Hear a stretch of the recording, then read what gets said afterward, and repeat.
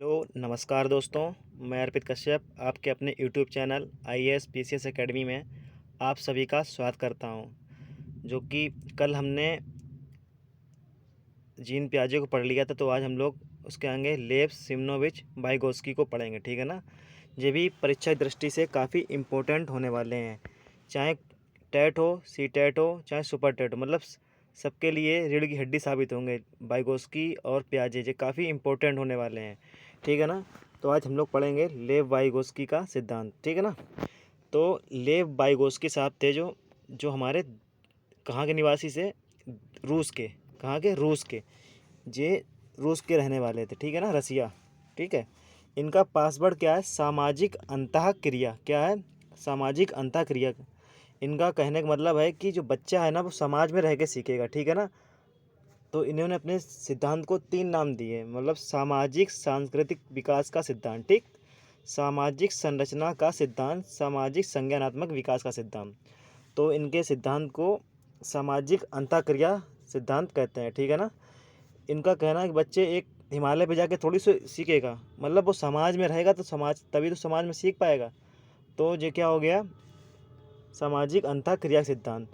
अब एक नोटिस करने वाली बात है, पियाजे महोदय ने क्या दिया? संज्ञानात्मक विकास का सिद्धांत, ठीक है ना, ध्यान रखना ये बात।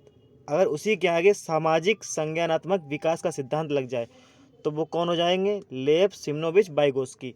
लेकिन अगर सामाजिक हट जाए और सिर्फ इतना आ जाए परीक्षा में, संज्ञानात्मक विकास का सिद्धांत, तो हम लोग क्या टिक करेंगे? जीन पियाजे। इतनी बात आप लोगों को ध्यान रखनी है, ठीक है ना। नेक्स्ट,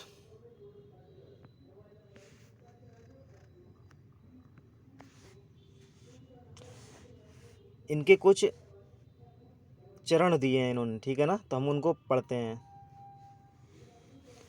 ज़्यादा ज्ञानी दूसरा। क्या है? ज़्यादा ज्ञानी दूसरा, मोर नॉलेजेबल अदर।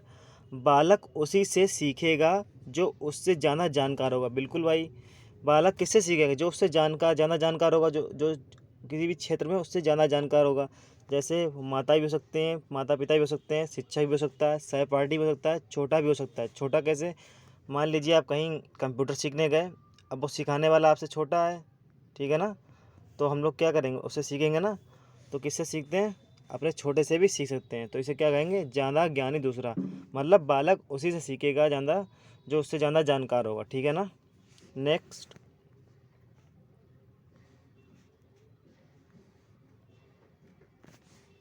नेक्स्ट है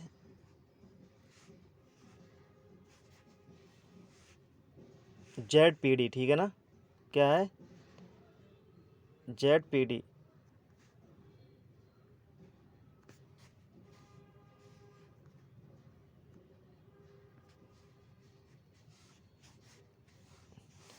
समीपस्थ, इसको क्या किस नाम से जानते हैं? समीपस्थ या नज़दीक विकास का क्षेत्र या संभावित विकास का क्षेत्र, ठीक है ना।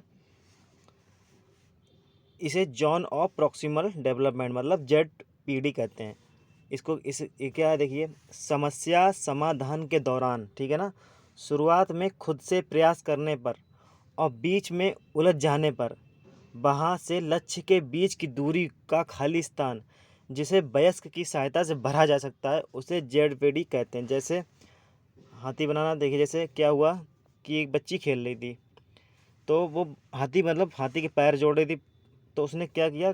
कई पार्ट तो जोड़ लिए, जैसे मान लीजिए जो हाथी है, तो उसने 4 पार्ट जोड़ लिए। तो यहाँ पर जोड़ लिया, ये छोड़ लिया, लेकिन ये जोड़ने में असमर्थ हो रही थी, जो कि उसका अंतिम बिंदु था, मतलब लक्ष्य का पहुँचने वाली थी। तो यहाँ पर देखा उसने, किसने? वाइगोत्स्की साहब ने देखा कि बच्ची भर नहीं पा रही है, मतलब पूरा सॉल्व नहीं कर पा रही है। तो फिर उन्होंने उसकी सहायता की, तो उन्होंने इसको क्या नाम दिया? जेड पी डी, ठीक है ना। मतलब समस्या समाधान के दौरान शुरुआत में तो वो खुद से प्रयास कर रही है, प्रयास कर भी लिया उसने, लेकिन बीच में उलझ जाने पर जो लक्ष्य के बीच की दूरी है, जहाँ से वो उलझी है और जहाँ पे लक्ष्य है, उन दोनों के बीच की जो दूरी है, वही क्या है? वही क्या है? जेड पी डी, ठीक है ना, जिसे भैंस की सहायता से भरा जा सकता है। तो इस है क्या है? जेड पी डी, ठीक है ना। नेक्स्ट, क्या कह रहा है? जेड पी डी के दौरान ZPD के दौरान दी गई सहायता समस्या के बीच में दी गई स्थायी सहायता है, ठीक है ना। जैसे वो हाथी जुड़ गया, अब वो जुड़ा ही रहेगा, ठीक है ना, तो वो एक स्थायी सहायता हो गई, ठीक है ना। नेक्स्ट है इसके फोल्डिंग, ढांचा निर्माण, पाड़ या मचान, ठीक है ना।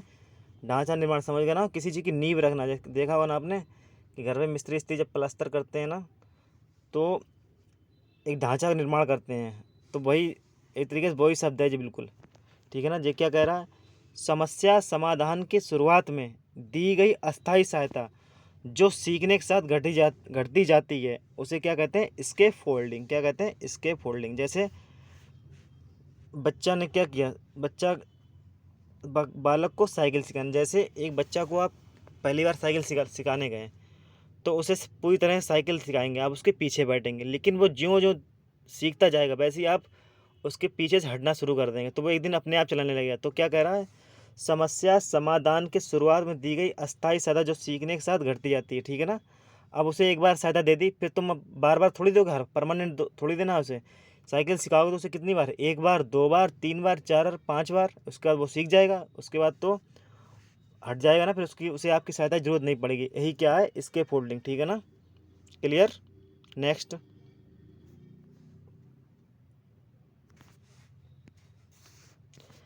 भाषा विचार से पहले, ठीक है ना। वाइगोत्स्की मानते हैं कि 2 वर्षों, मतलब शुरुआत के जो 2 वर्ष है ना, भाषा एवं विचार अलग होते हैं, फिर भी भाषा विचार पर हावी होती है। उनका कहना है कि शुरुआत के 2 वर्षों में जो भाषा है विचारों पर अभिव्यक्त मतलब भारी होती। कैसे, मान लीजिए 2 साल का बच्चा है, अब उसे बुखार आ गया या बीमार पड़ गया, तो वो रोएगा, तो वो उसकी भाषा ही तो हुई। तो वो बच्चा पहले भाषा निकालेगा, उसके मन में विचार कुछ नहीं आएगा, ठीक है ना। हमें ये हो गया, बुखार हो गया, बस वो रो के शो करेगा अपने आप को कि हाँ, तब उसके घर वाले उसे देखेंगे, माता पेरेंट्स, ठीक है ना। तो वही क्या वाइगोत्स्की क्या मानते हैं, भाषा विचार से पहले। नेक्स्ट, 2 वर्षों के बाद शाब्दिक शब्द के बाद विचार प्रकट करना आसान हो जाता है। 2 वर्षों के बाद, ठीक है ना, जो शुरुआत के 2 वर्ष हैं उसके बाद शाब्दिक विचार प्रकट करना आसान हो जाता है। अतः भाषा वह गाड़ी जिस पर विचार की सवारी निकलती है, ठीक है ना। जैसे ही बच्चा 2 साल के बड़ा होगा, जैसे ही वो अपने आप को बताने लगेगा, अपने विचार बताने लगता है, ठीक है ना, भूख प्यास सब बताने लगता है ना, इशारा करने लगता है, तो वही उसके क्या होंगे, विचार, ठीक है ना। नेक्स्ट,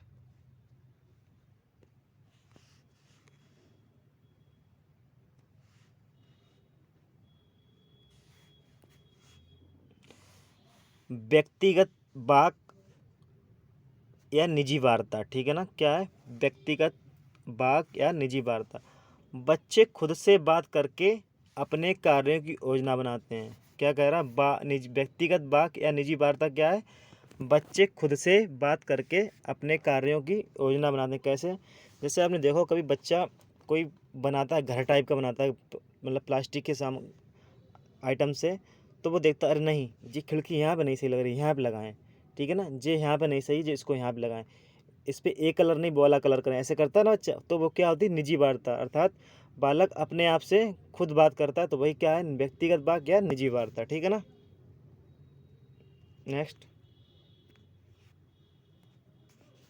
बच्चे अपने समवयस्कों, क्या है, बच्चे अपने समवयस्कों के साथ अंतःक्रिया करके सीखते हैं, बिल्कुल सही बात। वो देखिए, समवयस्क का मतलब है उसके हम उम्र या उसके माता पिता भी हो सकते हैं उसके समवयस्क, ठीक है ना, या उसके शिक्षक भी हो सकते हैं। तो बच्चे अपने समवयस्कों के साथ अंतःक्रिया करके सीखते हैं, ठीक, बिल्कुल। अगर मान लीजिए कोई बालक ने कुछ बनाया, उसके में कुछ कमी रह गई, तो उसके कुछ मित्र बताएंगे, घर के माता पिता बताएंगे, तो उसमें अब सुधार आएगा। तो वो क्या है, बच्चे अपने समवयस्कों के साथ अंतःक्रिया से सीखते हैं, ठीक है ना, बात क्लियर। अब जो हमारे वाइगोत्स्की साहब है ना, इन्होंने 2 पुस्तकें लिखी हैं, ठीक है ना, जो इम्पोर्टेंट है। पहली पुस्तक क्या है, लैंग्वेज एंड थॉट, इनकी पुस्तक का नाम क्या है, लैंग्वेज एंड थॉट। सेकंड है द साइकोलॉजी ऑफ आर्ट, ठीक है ना, द साइकोलॉजी ऑफ आर्ट। तो इनकी पुस्तकें हैं 2, ठीक है ना। तो आज हमारा टॉपिक था वाइगोत्स्की साहब, जो कि हमने कम समय में आपको पूरी तरीके से अच्छे तरह से डिफाइन कर दिया है। अब आपका कर्तव्य है कि हमारे चैनल को सपोर्ट करें, हमारे वीडियोज़ को लाइक करें, चैनल को सब्सक्राइब करें, शेयर करें, सपोर्ट करें, और हम आपको ऐसी वीडियो प्रतिदिन प्रोवाइड कराते रहेंगे। धन्यवाद, टीम IAS PCS एकेडमी।